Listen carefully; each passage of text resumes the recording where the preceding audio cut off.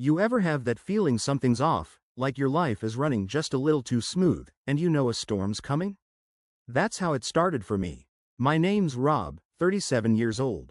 I've been married to my wife, Ashley, for 6 years. No kids, just the two of us in a modest house outside Columbus. She's a paralegal, I work IT from home, and up until a few months ago, I thought we were good. Solid, even. We laughed. We had decent intimacy. Sure, life gets a little stale, but who doesn't? But back in July, Ashley's stepbrother, Greg, came to visit from Colorado. Now let me explain something. Greg is older than Ashley by about 10 years. Her mom married his dad when they were both teenagers, but Greg moved out young and they didn't really grow up together. Still, they called each other brother and sister, and it was always weirdly touchy-feely between them. He'd visit maybe once a year, and every time, I got the sense something wasn't quite right. The way he looked at her, the way she lit up around him. But I told myself I was just being jealous. Paranoid. That visit in July though, that one was different. He stayed a whole week this time. I work from home, so I was around a lot, but they always found excuses to go out alone. He wants to see the old downtown. We're grabbing lunch, you wouldn't be into the place. Just running errands. She started dressing up more. Lipstick for errands. Perfume to take him to Target. That wasn't her. One night I couldn't sleep and came downstairs to grab water. The lights were off, but the glow from the kitchen window showed two shadows outside, on the back porch. I crept closer, quietly, like a damn coward. Their voices were low, and I couldn't make out everything. But I heard one line clear as day. Greg said, "He doesn't need to know. It's not like you're really related." And she laughed. Not just any laugh. That deep, relaxed laugh that only comes when someone knows they're safe and loved. I didn't go outside. I didn't say a word. I just stood in the hallway in the dark, my hands shaking, heart pounding like a war drum. The next morning, Greg was gone. Left before dawn. Ashley acted like nothing happened, humming while she made coffee, asking if I wanted eggs. I stared at her and saw someone I didn't know anymore. But I didn't say anything, not yet. Because I needed to know the truth. And once I had it, I wasn't going to confront her. I was going to destroy her. After that night, something in me shifted. You know when you break a bone, and the pain dulls after a while, but it never really feels the same? That's what it felt like inside my chest. Ashley went back to normal, or her version of it. Work. Yoga twice a week, phone always glued to her hand. I played along, smiled when she smiled, kissed her when she leaned in. But the trust? Gone. The first thing I did was check our cell phone account. We shared a plan, and I figured if anything was going on, it might show there. I wasn't prepared for what I found. Dozens of texts between her and Greg, almost every day for the past 4 months, even before he visited. Most of the time, she deleted her side of the conversation, but she wasn't smart enough to realize that phone records show timestamps. Some of those texts were coming in at 2 a.m., and a few short phone calls, like 3 or 5 minutes. Intimate calls. Calls you make in the bathroom while your husband is asleep down the hall. I started paying closer attention to her habits. She'd go outside to take calls with her mom, but never on speaker anymore. She always kept her phone face down, changed her lock screen password, and when she thought I wasn't looking, she'd smile at her phone in that way she used to smile at me. I didn't accuse her. I wasn't ready. Instead, I got smarter. I ordered a small GPS tracker off Amazon, the kind you can hide under a car. Slapped it under her wheel well one afternoon while she was inside. It sent real-time updates to my phone. The next weekend, she told me she was going out for drinks with some work girls. Said she'd be back by 10. I watched from my living room window as she backed out of the driveway. 5 minutes later, the GPS showed her heading not toward downtown, but out toward the highway, toward a motel on the edge of town. The same one Greg stayed at last summer when he didn't want to impose on us. She stayed there for over 2 hours. Then drove to Target, probably to throw off the scent. Bought a pack of gum and some makeup wipes. Like that could clean off what she did in there. I didn't need to guess anymore. I knew, but I still didn't confront her. Because I wanted her to feel safe. I wanted her to keep lying. To think she had me wrapped around her finger. Because when the trap closed, it would close tight. I called a lawyer the next morning.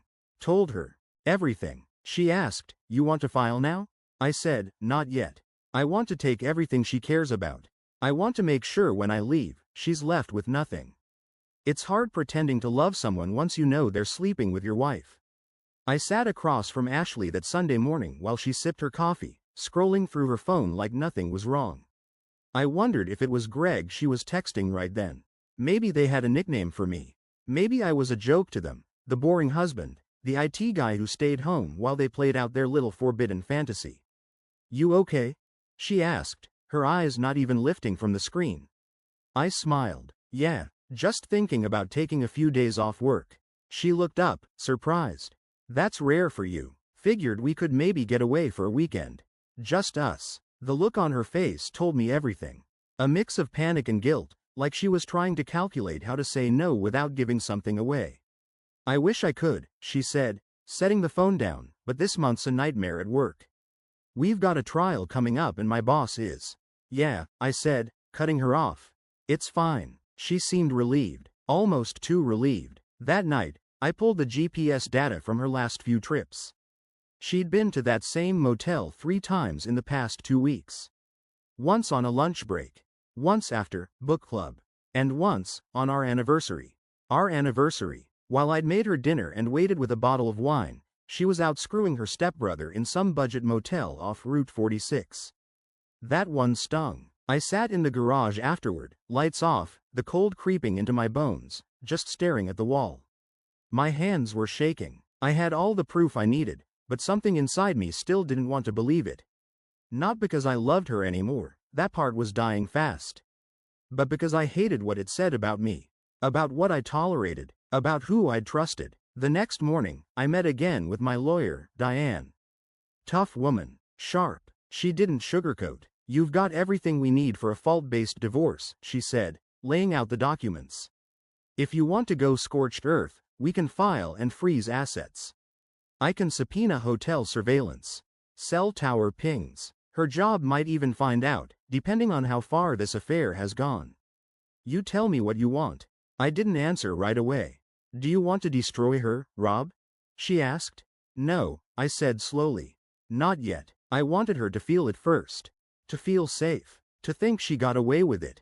To fall deeper into it. Because when I finally pulled the rug out, I didn't want her to land on her feet." I waited 3 more weeks. 3 long, painful weeks pretending everything was normal. Each day, I made it a little easier for her to cheat.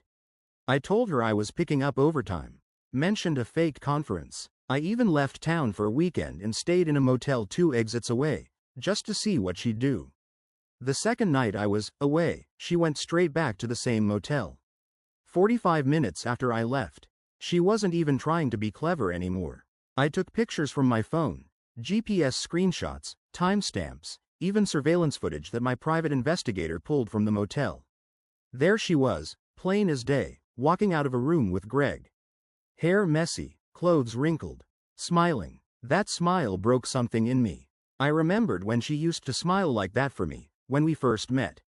When we were broke, scraping by on ramen noodles and splitting rent with 2 other people. When we used to talk about our future, about kids, maybe a small house near a lake. She was smiling like she'd found home, and it wasn't with me. That's when I stopped feeling sorry. That's when the plan really clicked into place. I went to the bank first.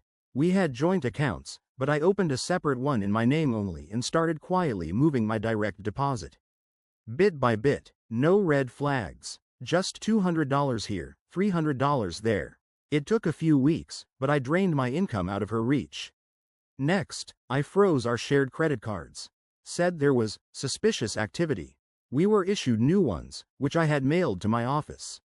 She never even noticed. Then came the car, the SUV she loved. I'd bought that car under my name, all mine legally. I'd been paying the insurance. So I canceled it. On a Sunday night, while she was asleep, I took it to my buddy's shop and swapped it with an old clunker I bought for cash off Craigslist.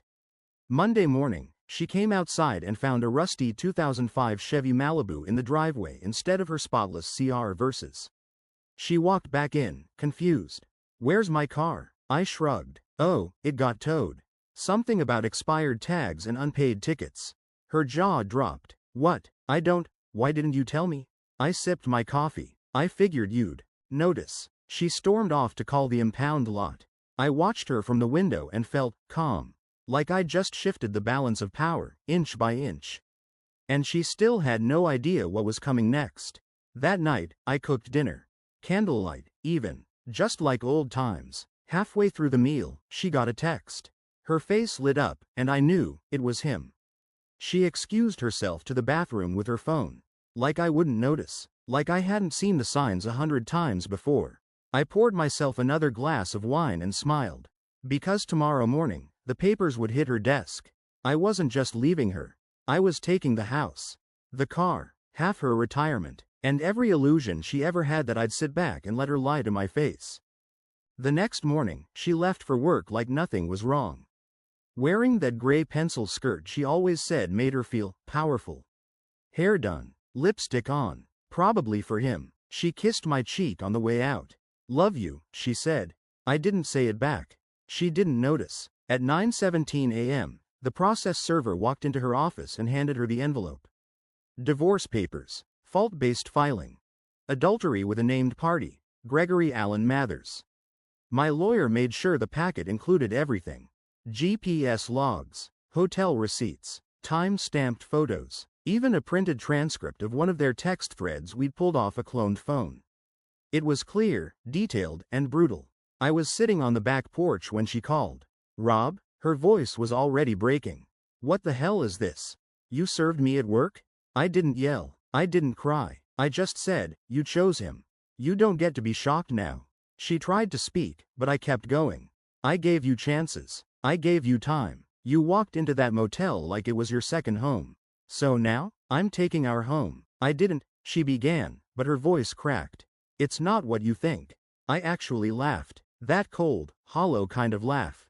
Oh, don't do that. Don't insult both of us. You know exactly what it is. Then I hung up. The fallout came fast. First was her job. Apparently, someone in her office saw the papers, the adultery clause, the name of her stepbrother, and started talking. Whispers turned into stares. Her boss, a straight-laced woman who preached about professionalism, put her on administrative leave the next day. Word got around fast. Then Greg's wife called me. Yeah, Greg was married. Of course he was. I didn't even know he had a wife. Her name was Danielle. She found out when someone from my lawyer's office reached out for a formal statement, in case we needed to drag this into court. Danielle and I ended up talking for almost 2 hours. She cried. I stayed quiet. Turns out, she had no idea. Greg had told her he was going on solo trips, helping with family issues in Ohio. I told her everything. Every hotel, every date, every photo. She thanked me through sobs. Then said something I won't forget. He always said she was like a sister to him. I guess incest is just a word when you're both selfish enough. Ashley came home that night looking like a ghost.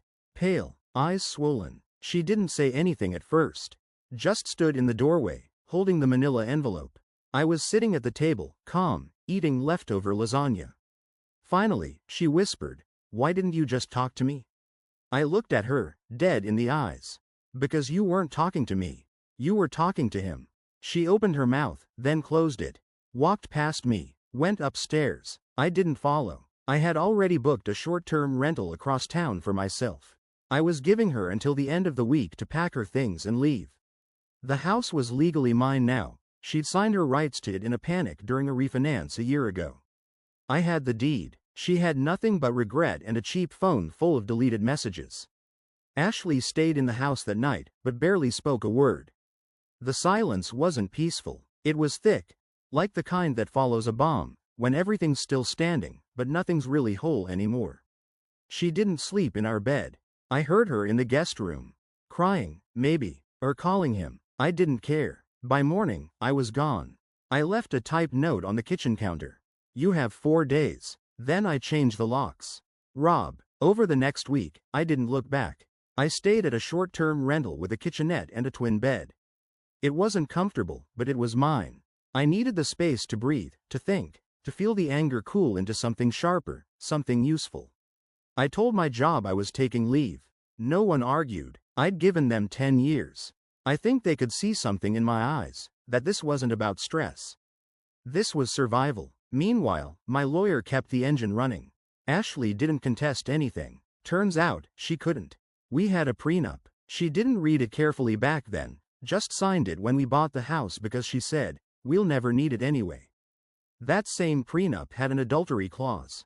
A big one. She loses any right to spousal support, any claims to the house if caught cheating with a family member or coworker.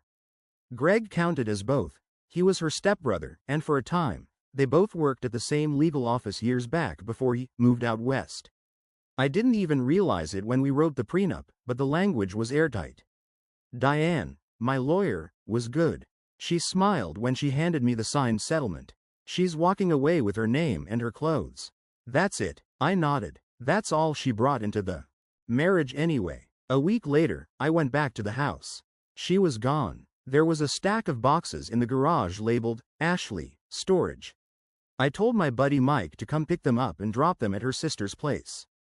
I didn't want her coming back. Inside, the house felt different. Hollow, but clean. No scent of her perfume. No wine glasses in the sink. No hair ties on the bathroom counter.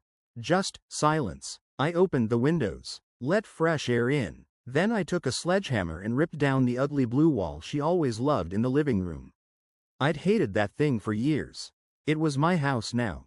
Greg never contacted me. I don't know if Ashley asked him to, or if his wife, Danielle, wrecked his life enough that he went underground.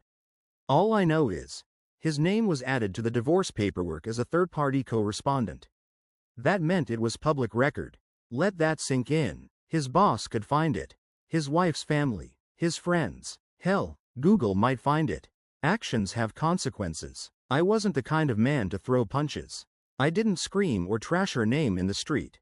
But I made damn sure that what they did would follow them forever. Because when someone burns your life down, the only way to win is to make sure they're standing in the ashes with you. But you're the only one with a way out. 2 months passed. Ashley tried to text me once. It was short. "I know I don't deserve anything from you, but I miss the way you looked at me. I miss the peace I felt when you held my hand." I stared at that message for a long time. Not because it hurt, it didn't. But because of the word she used. Peace. She wasn't sorry for what she did. She was sorry she lost what it gave her. The comfort, the security, the version of herself she only ever had when I was standing beside her. She hadn't just betrayed me. She'd betrayed herself, and she finally realized it. I didn't reply. I blocked her number, removed her email, scrubbed every trace of her from my life like dried blood from a cut I let fester for too long.